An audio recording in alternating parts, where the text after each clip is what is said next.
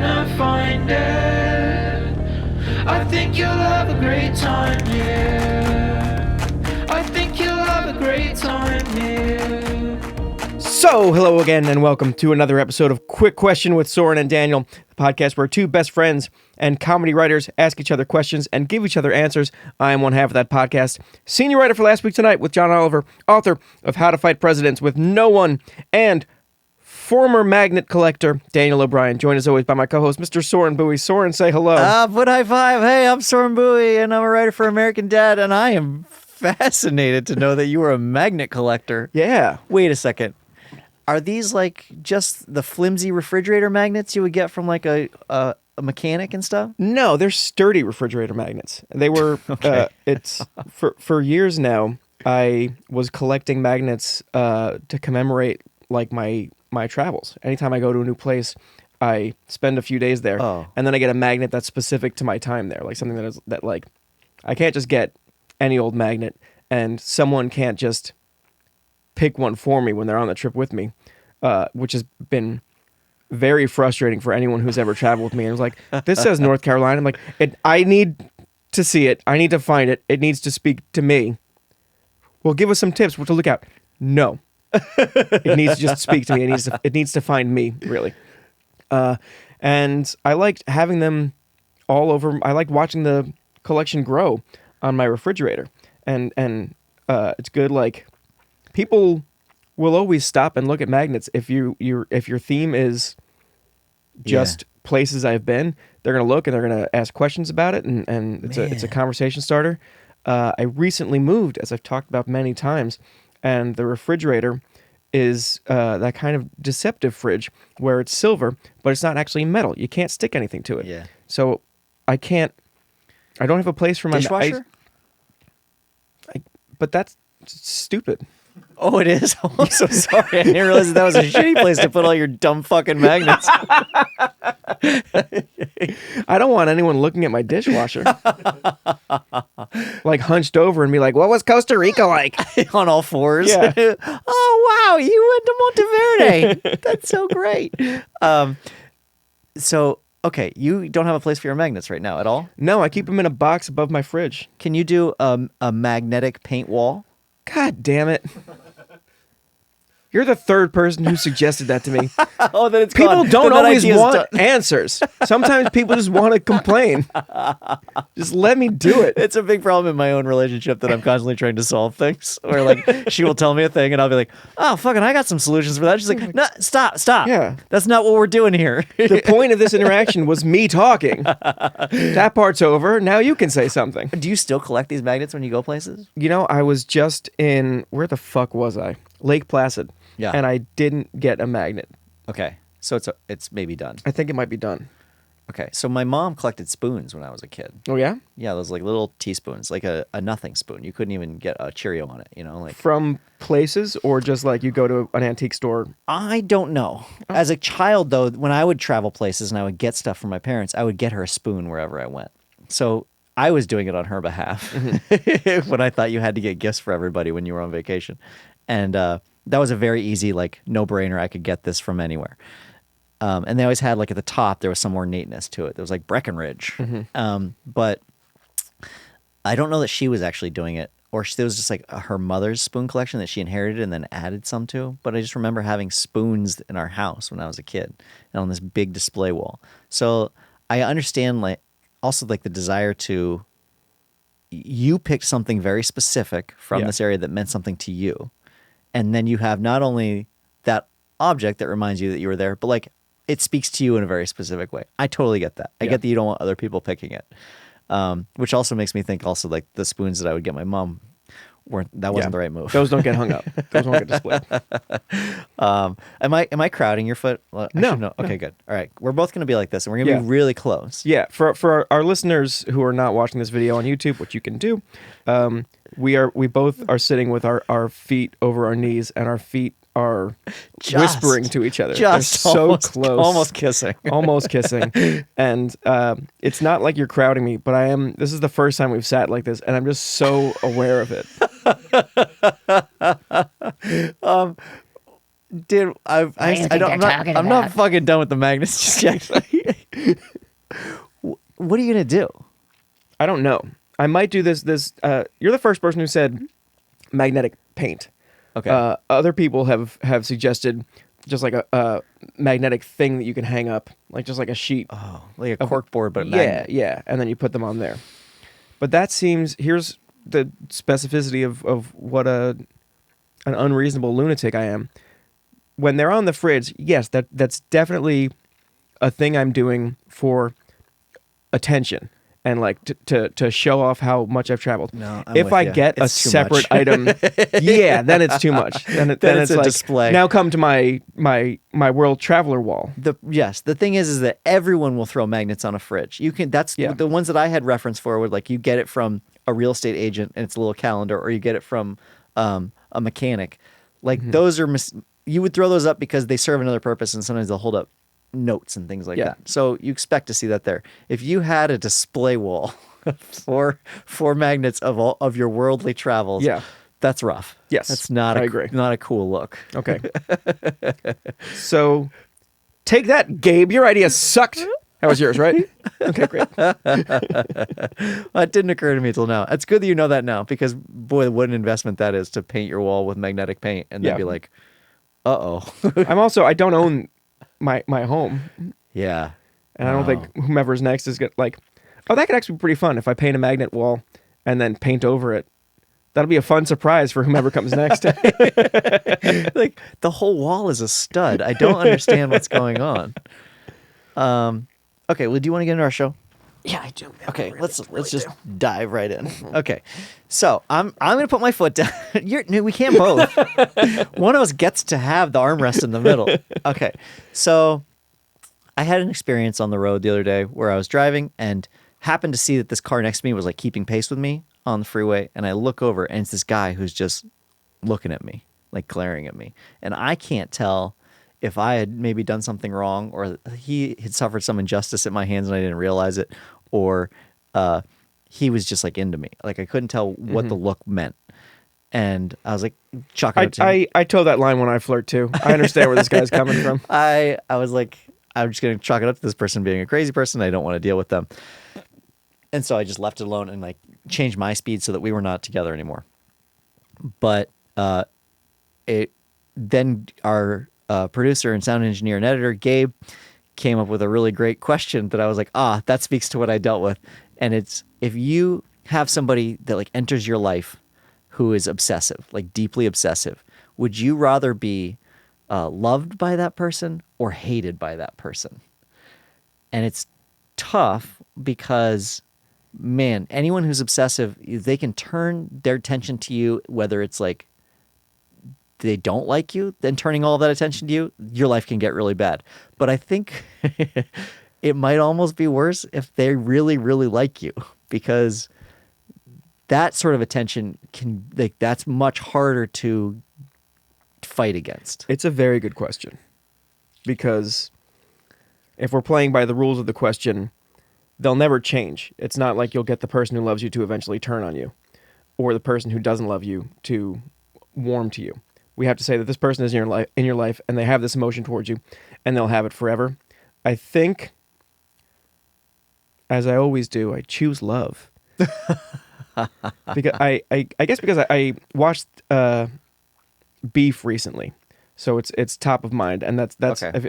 if you've seen that, it's two people who are obsessive people and in a bad spot for two different reasons, cross each other's paths, and then through a series of miscommunications and misunderstandings, attempt to ruin each other's lives in various ways.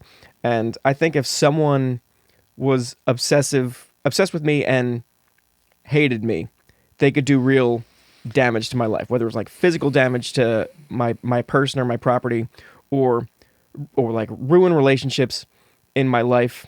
They could, if I have some big public speaking thing, they could do something like their goal is to make things worse for me. Yeah. And they will often be successful. The person who loves me will often be successful in making things worse for me, but that's not their goal. Their goal is in my brain, easier for me to explain to other people if something public goes wrong.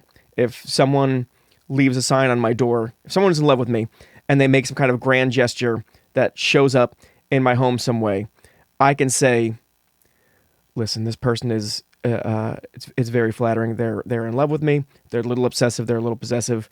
I've tried talking to them. There's nothing I can do about it. I'm really sorry for this inconvenience. And I think another person could understand that. If a person hates me and wants to ruin my life, they can do that and make less of a paper trail for it. Okay. So it could be more just like I'm worried about that person hacking into my email and sending relationship ruining things to the people in my life and making that impossible for me to explain. God, it's hard. Yeah. It's easier for me to explain like this is a person who's really obsessive and I don't know what to do. Maybe I'll get a restraining order. Versus like someone doing like psychological warfare, trying to on make me. you think you're Yeah. crazy, but also just like dropping a grenade into your life. Like Yeah, anything yeah. that they can destroy, break is good. Like Yes. that's a win for them. Oh, it's so hard. I was of the other. I'm on the other side of the fence. I think that I would rather have somebody who is very deeply obsessive hate me rather than love me, because with hate you get like there's a ceiling to that. Like the things that they're willing to do, I think that in general, I don't think you generally get murdered by somebody who just like hates you. I mean, it's not true. It's not true. But I think many murders are probably motivated. I think by so hate. many of them are motivated by love, like Okay. so regularly. Like it makes somebody so much more irrational. Love does than hate. Like love makes people do really genuinely insane things, where like you hear like murder suicides all the time, or people will do in movies and things like that. You don't need any sort of justification for somebody doing something crazy and weird, other than that they're in love. Like we Yeah. just like it's a buy, because it makes you crazy. Like love makes you weird and strange, and I think that there's no ceiling to that. I think that you could get kidnapped and kept Yeah. in a basement for a very long time by somebody who loves you. That's true. And I don't think that somebody who hates you would do that.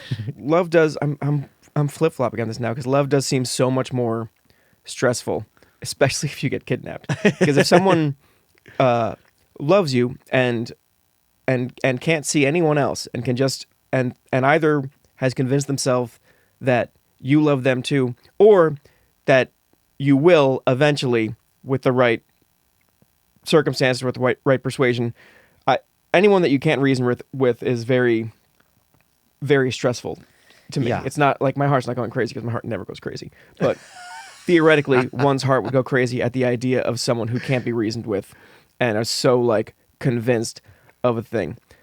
And you're right that a person who hates you is much more understandable. They're just like, oh, this is a fucking asshole who's been on me for the last couple of years. And I think that they're easier to talk to. Yeah. I mean, if you are in circumstances where you run into each other, or like they've forced that sort of interaction, it's much easier to talk down someone who hates you than it is to try to talk down somebody who loves you. Yeah. Because whatever compassion or anything you're giving them is just fueling the fire for love. There's a movie called Enduring Love. Have you seen that? No. It's English, and it's with Oh, Blonde Bond, Daniel Craig. okay. Didn't even need you on that one. And the guy who loves him is the kicker from Necessary Roughness. Necessary roughness. Oh, not a How old movie you're is this- familiar with. How old is this movie? No, I know. I just He's been in a lot. And when you see who it is, he's an English guy. He always has crazy hair. He's blonde. I want to make sure you're saying Necessary Roughness and not The Replacements. No, Necessary Roughness. Okay. Yeah, he's no. Necessary Roughness. Oh, it's Kathy Ireland, isn't it? Oh my God, you're right. Who doesn't need me now? Kathy Ireland is the kicker in Necessary Roughness. In The Replacements, This guy- it's Rhys Ifans. He's English, right? Yeah. Or like Welsh or something like that. Yeah, Reese Font. So he's the antagonist in that, but he's the guy who's like deeply, deeply in love. Did you just look it up? I couldn't. No. get Okay. on with All it. right. Faster than the internet. Incredible, incredible. And so he's Wikipedia. in. So it's a crazy story because Daniel Craig happens to see he's about to propose to his girlfriend in a park, and he sees a runaway hot air balloon. Like there's like a kid in it, and it's getting away. And so there's a bunch of people who go and try and like hold this thing down, and they're trying to like keep it on the ground, and it's just rising. And eventually, everybody kind of falls away because it's getting too high. And then there's one guy who holds on too long, and he falls, and it's way too high. Like he's definitely dead. And so Reese Fonse and Daniel Craig like go looking for this guy, and they find him together, and the guy is dead in a very uncomfortable, like it's like very visceral way. And from that experience that they shared together, Reese Fonse falls deeply in love with Daniel Craig in a way that's like it's really uncomfortable, and he's like outside his apartment all the time, and like how you deal with somebody like that. And he also, because he's in this relationship with his girlfriend, Reese Fonse like hates her and works at like destroying their relationship. Yeah. So it's they're still like doing all these things to destroy your life in a way that would hopefully make you dependent on them, which is also like, it's just like this whole element to hatred that I don't think hatred ever, like that's the speed that hatred doesn't ever reach. Like, Yeah. that's a gear hatred doesn't have. So I feel like hatred, I could deal better with hatred Yeah. than I could love. Man, It's tough. It's a tough call. It's a great question. Yeah. Fortunately, it's never happened No. to me. No one has ever hated or loved me. But I have met obsessive people before. Oh, certainly. And we both know some people who can be like that's in their brain chemistry, Yeah. and you like instinctively keep them arm's length, Yeah. and you never get close to them. And like if they make any effort to get close, you come up with reasons why you can't, because you don't want to be on either side of it. Yeah. I've I won't say who they are, but there are people that are friends of yours, yes, that I have said at every turn, I've been like, don't pursue this person. Like, don't continue this relationship. Can you think of who it is? We don't have to continue. We don't have to. No, keep this part. I think I'll, am I probably right in who I'm thinking of? Yes. If I guess off mic? Okay. Yeah. All right. I'll guess off mic. And But there are people who have given me red flags of obsessiveness where I'm like, don't, just like stay away. we got time for more. I think I got a quick we can do question another for one. you. That was a great one, but I got a quick question for you. Yeah, shoot. I'm trying to spin it so it's less negative. But if there is an artist, it could be an artist performing in any medium that you love, that you want to stop, or have them do something else. The have them do something else is my positive spin on it as best as I can do. Yeah. And I can go first. Go ahead. I'm on record for my undying love and devotion for the musical artist Ben Folds. Yeah. Followed his entire career. Ben Folds 5, Ben Folds. The Has-Been stuff with William Shatner. Everything he does, over the hedge. Followed it all. He came out with an album, and I don't love it. And there's like one or two great songs on it, but it's just the thing about. I'm about to murder your hero. Think Go about ahead. there aren't a ton of bands that it seemed like, or musical artists that it seemed like continue to produce great stuff Yeah. as they get older in the way that like I think directors do or writers can. Cormac McCarthy just died, and there's a lot of like Yeah. you're watching someone over a career. There are very few like this person at this very high age is still putting out great stuff. That's why you get like Yeah. you reach a certain age and you're Rolling Stones and you're just like, I'm just gonna be the Rolling Stones. Bruce Springsteen will still put out albums, but mostly it's like the Bruce Springsteen thing is I'm gonna put on a great concert and I'm gonna do these like Broadway sessions where I'm playing music and talking to you and having like sort of a forum. There's a dark reality to creative energy Yeah. that is that catching that lightning in a bottle it's like a finite resource, and as you get older, the chances of you catching it grow slimmer Yeah. and slimmer. And Ben Folds is someone who I don't want him to stop creating things because I still think he's a genius. I just think maybe it would be time to put those efforts into a musical, which is what I've wanted him to do for a long time. Oh, interesting. And he just like very, I think, uniquely fit to write a musical because so many of his songs are story songs to begin with, and he's just like got such a brilliant mind for music and melody and interesting lyrics that tell a moving story with forward momentum. And I just want to be like, just do that. Just don't just don't try to be a rock star anymore. Oh man, Buddy. how old is he? I don't know. Timeless. Okay, great. Uh, I'm sorry that you don't like it, or that there's the majority of the songs you don't like. Is it because it feels too much like him, or is it? I think there are. He's fallen really in love with adding orchestrations into his Yeah. work that I don't love as much, and he's like, it's very natural as a person who is getting older that he's one side of that coin is he's writing slower and more thoughtful, like I'm an older man types of songs, and the other side of that coin is an impulse he's always had, I think, if I'm projecting onto him, is to chase something that feels a little bit new, and it puts him in a corner where he's using modern slang and language that is a little embarrassing. Oh no. For me. Ben, please don't listen to this. Nobody tag him. I want him to like me. That's uncomfortable. Yeah. And when you like see somebody that you've known for a very long time, and all of a sudden they'll be like on Twitter, they'll be like, "This song slaps," and you're Yeah. like, "Oh, that's not yours." Yeah. Okay, that's a good one. Mine, I think I've mentioned on the podcast before, is Martin Amis. Martin Amis is my favorite author by like head and shoulders, by far. And the person behind him is Kingsley Amis, who's his dad. And Martin Amis wrote a book called London Fields, which is one of my favorite books. He wrote a book called Money, which is also really wonderful. He's got all kinds of great books. He's like a literary genius. But as he's gotten older, he's also become so severely right-wing. Oh, really? That it really makes me question why I liked him in the first place. Like, what is it? Where were like the tells of this early on? Like what? Yeah. And what was I falling in love with those same things? I hope not. He's English, so his right wing is different than ours, but it's still like They spell it with an O-U-G-H-T.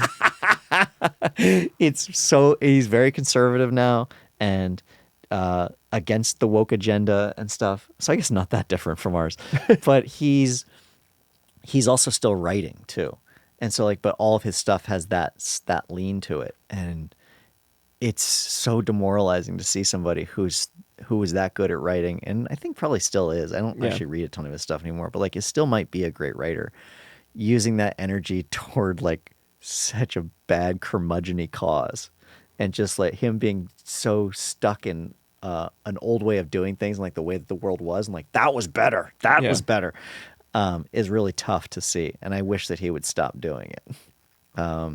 That one's been rough. That one's been rough to watch, like your hero fall. Have you never read any Martin Amis, right? No. No. Who did Lucky Jim? That was Kingsley. Kingsley? Yeah. I like Lucky Jim a lot. So Lucky Jim is a book by Kingsley Amis. That's actually how I discovered it. So my dad used to give me summer readings when I was young, and I'm really thankful that he did, because like there were all these books where as a kid I was pissed off. I had to read a separate piece and stuff, and I was like, this is so dark and depressing. Like I don't know why you're making me do this on a vacation. But in the end, like it really paid off because I started to know these authors really well. And Kingsley Amis was that Lucky Jim book, and I was like, this is great. This is wonderful. And then my brother was like, oh, you got to read his son. It's the best. And so I read London Fields, and I was like, this is the best book I've ever read in my whole life. I think you gave me London Fields, and I still haven't read it yet. That's so on brand. For both of us? Yes. That I would give you that book and like try and share that with you, and then you would get something, and maybe at some point I checked in with you, or even early on, like, did you start reading it yet? And that meant you would never, like, the minute it happened, like... Don't put a clock on my business. The minute somebody suggests something to you, it's like dangerous territory. Yeah. If anybody else suggests that same thing to you within like a 2-month period, fuck it. It's gone. Dan will never watch Harry Potter because it got suggested to him. Enough time has passed now that I just dipped my toe yesterday into Severance because the heat's cooled down a little bit. Yeah. They're about to start season 2, and people will talk about that, and so they'll be off my case about season 1. Yeah, don't recommend. If you want Dan to watch things, don't recommend them to him. Recommend something similar. And then maybe on the off chance Dan hates that enough, he'll talk loudly about how he hates it, and someone will be like, oh, that sounds an awful lot like I think you should leave. And then Dan will just check that out. this is I wonder if this is where it comes from, because I lived in LA for 11 years, and then I've since not been in LA, and specifically been living on the beach, and it's been wonderful. I'm now back in LA, and I talked about this on the Daily Zeitgeist when I guested most recently on that. Surrounded by billboards out here, and I think people who live here don't. It just becomes part of the architecture or part of the landscape that they don't realize just how much there are. But they're everywhere. You're walking down the street, and it's just giant billboards, and also posters on the sides of these walls that get erected when there's construction zones that you're not allowed to enter.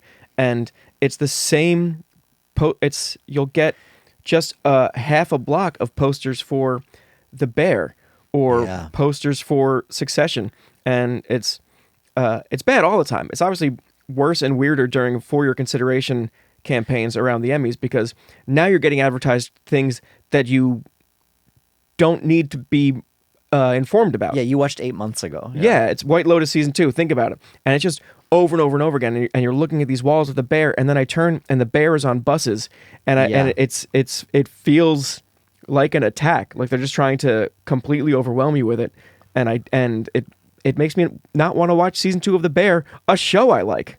I mean, it's making me think now that when I go to a small town, how you feel, not only like that feeling unplugged, because I'm not super plugged in here. I'm a man who lives with children and goes to bed at 9 o'clock. But like, I do feel when I go to a small town, I feel more unplugged, and like time moves a little slower, or like it's just a little more peaceful. And I wonder how much of that is that it is like that constant oppressiveness of like advertisements for Hollywood while you're in Hollywood. Yeah. And you're right, it's bus benches, it's buses, it's billboards, but there's like, it's everywhere. It's also, there are flags on all the light poles. And as you're driving, you think about all the lights that would be on a street every 50 feet or whatever.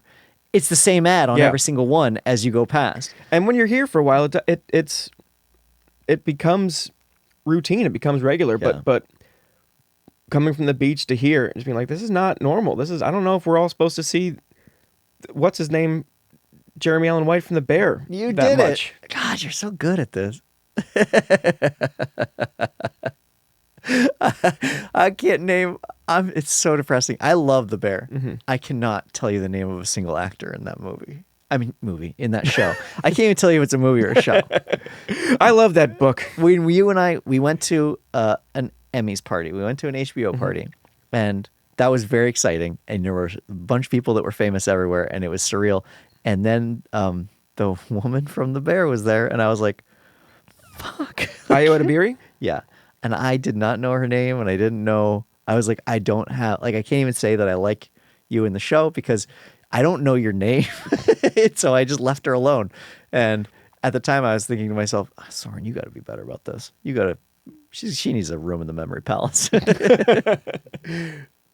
But yeah, I think you're probably right. I think the constant reminder of like, hey, Hollywood's around you. You're in Hollywood. You're in Hollywood. You're in Hollywood. Everywhere that you're in Los Angeles is like a little overwhelming sometimes, and it's accosting to your senses.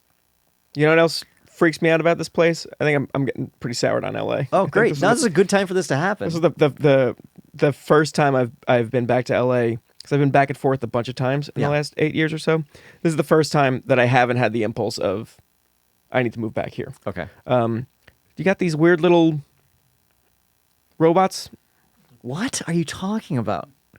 We have robots? That's all the time we have. There's like, I think they do delivery. There's these short little robot droids that I just see either rolling down the street en route to a destination or just parked somewhere waiting to be summoned for something. Gabe and Jacob are nodding their heads as well. Maybe not in your neck of the woods. I'm in like West LA, Santa Monica area where it sucks. So what? I see these robots all over the place. Are they the size of like an ice cream cart? They're like, like yay high or so. And they've got a lid deliveries. and they're going somewhere from somewhere. Unless they're just, like I said, sleeping and waiting. You never see these. And how big are the wheels on these things? Like, how are they getting places? Wheels. I'll take a picture next time. I thought you would immediately be like, oh no, like the way that people are in Los Angeles, like, no, I know what that is, and in fact we like it and it's good. I have no idea what these droids are. I'm kind of excited by the idea of them. That sounds neat. There, when I was in Carbondale recently, which is where town where I grew up, it's very, very small. In between towns there's a restaurant, this Nepalese restaurant that's part like half. There's a gas station and then a Nepalese restaurant. Oh yeah, and that's for Nepalese food, and it's delicious. It's banging, but it's also like in the middle of nowhere. Yeah. And we went there when I was home, and we sat at this table, and a robot came past me. A robot with cat ears came past me, and I was a situation where I was talking to somebody and I was getting very big, and I brushed this robot and apologized to a robot as it went past, and then it went to a table and delivered food to a table, and then turned around and came back and went to the kitchen. And it has basically it was like this tall, and it was hollow in the middle, and there were trays in the middle, and it would deliver food to people that way. And I was like, why is this here? I don't know why that's very strange that that's there, because I went to, the last time I was here, me, Jamie Loftus, and Maggie Mae Fish, friend of the show, went to the Chili's in Encino, and they had food delivery robots. Really? Yeah. Jamie had a real problem with it. Were they cats? I don't think they were cats, no. The weirdest part was that it has a face on it too. That's like a screen face. Screen, not scream. And the face says stuff. So like the mouth kind of like it lights up in different ways to look like it's moving. And this woman came to deliver the food off of it, and she's taking the trays out, and she's like, "You can go back." And she pet the cat, and the cat liked it. No, don't need that. Yeah, the cat closed its eyes and liked it, and then left. And first of all, I don't like the idea of cats in my restaurant. Sure. In general. I don't care if they're robotic cats. It's just weird. Cats are weird animals to have around when you're trying to eat. And I don't like that the robot cat liked being touched. Yeah. These are the things that I Shouldn't do have not care added for. that feature to it. So, if these robots that you're seeing around are in any capacity like that, They're I'm not on board. they're not cats. They do look they're very similar to, not like the R2 droids from Star Wars, but those little droids that look like tiny dumpsters with wheels. Of course. That go around and get tortured sometimes. Yeah, that's why They I was look like asking how those. big the wheels are, because Yeah. to me that looks like basically like a shopping cart, and those are notoriously tippy. Yeah. So I'm wondering how these things manage to be in the streets by themselves. Have you also seen? I've now seen two in the last 48 hours. I think they're Waymo cars. They're I don't like know. Google's self-driving cars that they're Oh. testing out in Los Angeles Yes. right now. Where just like I just saw a car with a thing on top that was spinning in circles and a bunch of like moving cameras all over this thing. And I was like, people in Los Angeles don't realize how fucking crazy it is to walk around here. They have no idea how abnormal that is. You could see who's visiting for the amount of people who immediately Waymo. Oh no. I have seen those. I've been behind those in traffic where there's like they look like they've got Dopplers all Yeah. over the car. Yeah. It's very stressful. The other day in Culver City, and Culver City is not like a destination people go to when they're coming to Los Angeles. There's nothing that people are excited to see in Culver City, except maybe Amazon Studios or Sony Studios. But for the most part, people like, this is not a point of like, it's not Yeah. in the book. And the other day on my residential street, I was walking to the grocery store, and one of those Hollywood buses went by, like the ones that are those like completely red buses where people are just doing a tour of the city for any particular reason. And I was like, this is a bad tour. Yeah. Immediately, I was like, this is a bad tour. And this is, I think, the only city where you really get a ton of those. Yeah. But I was like, The host pointing out, can't be this good. guy used to write for American Dad, but he's so fucking greedy that he thinks janitors should starve. guess how he broke his arm? It's not as exciting as you think. Yeah. Oh man, it's too bad that your joke won't work when I this know. is released I 3 know. months from now. Because it was good, dude. It was Thanks, good. buddy. Well, that's all the time we have for this month. The show is Quick Question, but you knew that already. You can find me on the internet at DOB_INC on Twitter, or Soren at Soren_LTD on Twitter, or the show. You can email us at QQ with Soren and Daniel@gmail.com. Our theme song is done by the incredible Me-Rex, which you can find on Bandcamp or on Spotify or anywhere you get your music. We are shot, edited, produced, engineered, laughed at by Gabe Harder and Jacob Weinstein. We have a Patreon that you can find if you want to support us that way. That's... I don't have anything else to say. Yeah. Low five. See ya. Bye. I've got a quick question for you, alright? I wanna hear your thoughts, I wanna know what's on your mind. I've got a quick question for you, alright? The answer's not important, I'm just glad that we could talk tonight. So what's your favourite? How did you get? When will I be remembered? Was it ever? Where did all the guys know? Oh, forget it. Soren, Billy, Daniel O'Brien, two best friends and comedy writers. If there's an answer, they're gonna find it. I think you'll have a great time here.